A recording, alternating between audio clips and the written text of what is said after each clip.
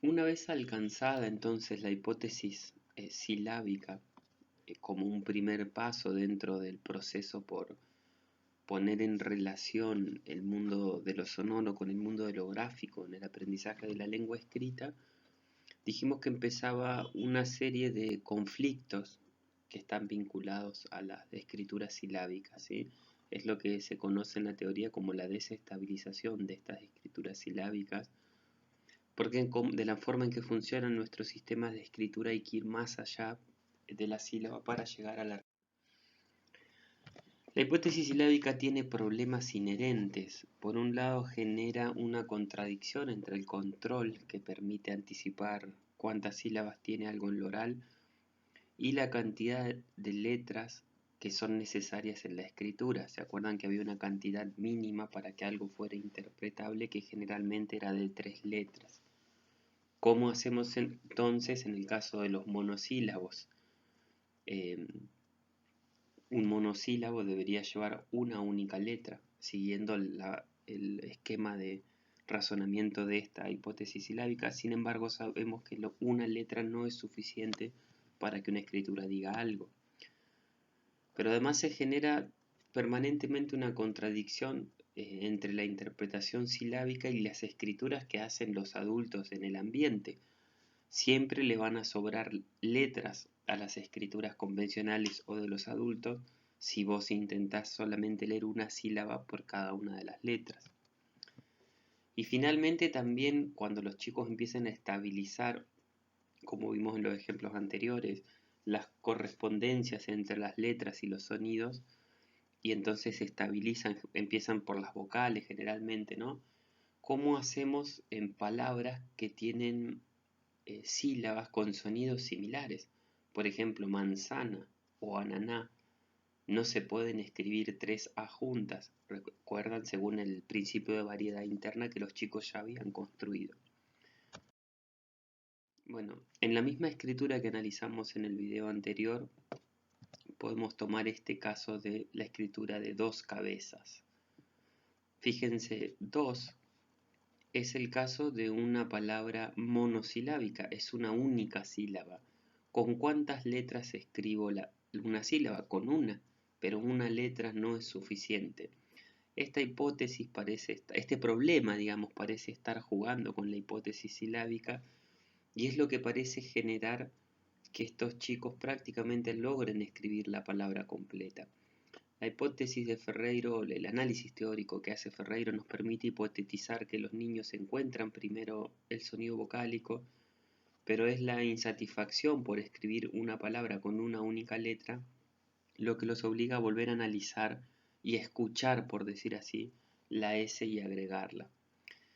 Uno podría mirar simplemente esta escritura y decir que a esta escritura le falta una letra, ¿sí? El niño omite una letra, entonces tiene un problema en el reconocimiento de la D, etc. Bueno, la teoría psicogenética nos ayuda a mirar estos problemas radicalmente desde otro enfoque. Si yo mirara las escrituras presilábicas que han hecho estos niños y de pronto me encuentro con esta escritura, puedo ver avances y no faltas. No solamente se guían por lo que pronuncian para ver qué letras y cuántas letras lleva, sino que cuando ya lo hacen silábicamente logran inclusive analizar dentro de la sílaba cuando una letra no los satisface, como es este caso. Dice Quinteros, la aparente coexistencia de esquemas silábicos y alfabéticos dista mucho de ser real e implica modificaciones dentro de los mismos esquemas silábicos. Algunas escrituras pueden parecer alfabéticas sin que el niño haya abandonado la hipótesis silábica ni haya comprendido la relación entre grafemas y fonemas, entre letras y fonemas. Quinteros describió el uso de algunas de estas funciones, el uso de las letras con estas funciones que ella llamó funciones de relleno, comodines o sustitutas. Algunos ejemplos muy interesantes. Esto proviene de una investigación de Ferreiro y Molinari. A niños pequeñitos de 5 años les hacen escribir las mismas palabras de una lista de compras, primero en papel y luego en la computadora. Fíjense esto qué interesante, Santiago cuando le piden escribir soda, en en el papel escribe, guiado por su hipótesis silábica, la S y la A. ¿Sí? Aquí dice soda.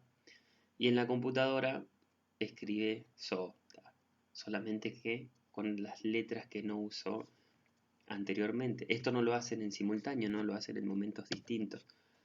Y fíjense qué increíble este ejemplo, ¿no? En salame lo mismo. En papel, salame, una escritura silábica, y en computadora lo mismo. Es decir, este niño sabe todo el tiempo todas las letras que van y en el lugar correcto. Solamente que la hipótesis silábica es la que guía su forma de escribir y con una letra le alcanza, por sílaba. Entonces Santiago no tiene ningún problema para reconocer ni las consonantes, ni las vocales, ni alguna letra en particular, sino que pesa la hipótesis silábica fuertemente. Este caso que llama mucho la atención, ellos lo denominan alternancias grafofónicas. Lo interesante es que esto que señalan al final, ¿no? Es que estas letras alternativas para el mismo segmento silábico expresan las posibilidades de los niños de este nivel de centrarse solamente en el núcleo vocálico, no solamente, sino también en el ataque consonántico de cada sílaba, solo que terminan eligiendo una por el peso de la hipótesis silábica.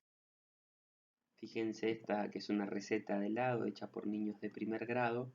La receta es del helado de frutilla, y fíjense que en el título, si uno analiza la sílaba fru, y acá frutilla en los ingredientes, y luego en la preparación lavamos la frutilla, ¿sí? Frutilla está escrito 3 veces y nos permite analizar que estos niños, para la sílaba fru, por ejemplo, logran escribir todas las letras solo que en momentos distintos. Es muy interesante.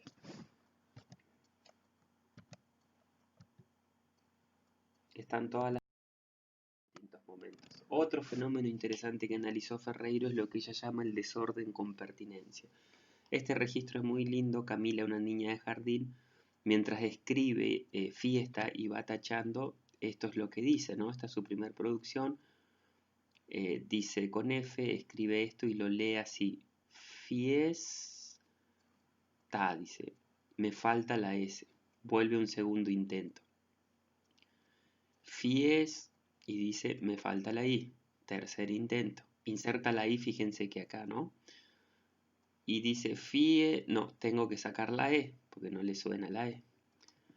Ahora decide reescribir directamente la palabra y empieza, escribe fita, ¿no? Y empieza, fies, me falta la S.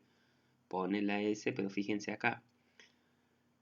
Y ya cansada, dice, acá dice fiesta, ¿no? Y lo hace con un señalamiento continuo. Claro, fies, que es la primera sílaba de esta palabra, bueno, tiene una complejidad que la línea no logra resolver, pero no porque no escuche todas las que van ahí, ni conozca cuáles son las que van ahí, ¿no? Sino que en esta escritura silábico-alfabética lo que está tratando de hacer en definitiva es encontrar el funcionamiento de estas correspondencias entre las letras y el sonido, y eso lo hace escribiendo y analizando el sonido para ver qué escucho ahí y cómo represento. Esto que es un ejemplo de una escritura de un primer grado, de un libro sobre animales de la granja, fíjense cómo escribe algunos huevos. Y ahí tenemos el caso de del desorden con pertinencia. Si son esas letras, solamente que no en ese orden.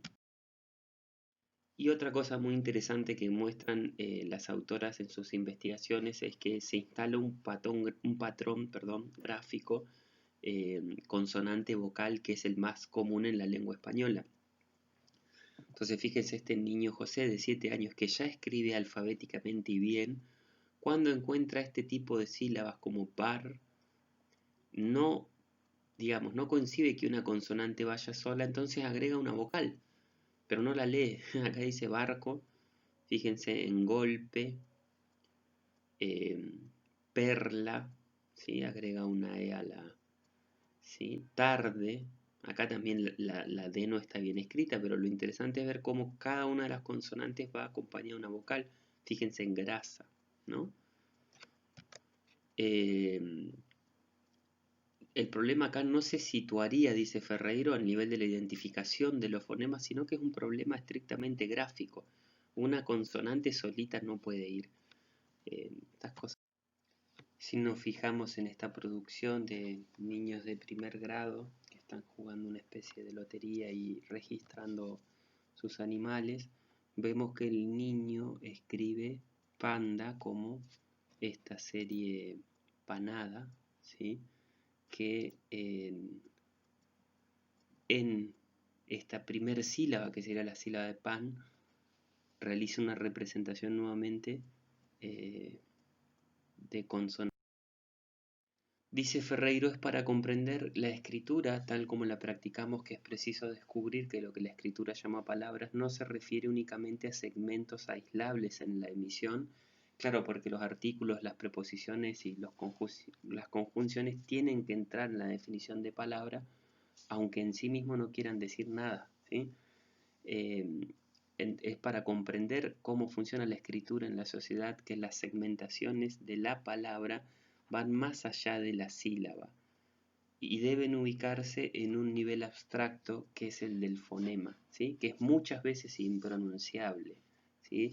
Son diferenciaciones, dice Ferreiro, difícilmente audibles y pocas veces visibles al nivel de la articulación. Vemos que entonces comprender cómo funciona el sistema de escritura alfabético de la lengua española es un largo camino a lograr a reconocer y distinguir esas unidades abstractas dentro de lo que decimos. Lo interesante de subrayar es que lo que permite ir haciendo ese ejercicio cognitivo de repensar la lengua oral, digamos, ¿no? Es el ejercicio de escribir, leer y poner en correspondencia lo que escribimos con lo que leemos.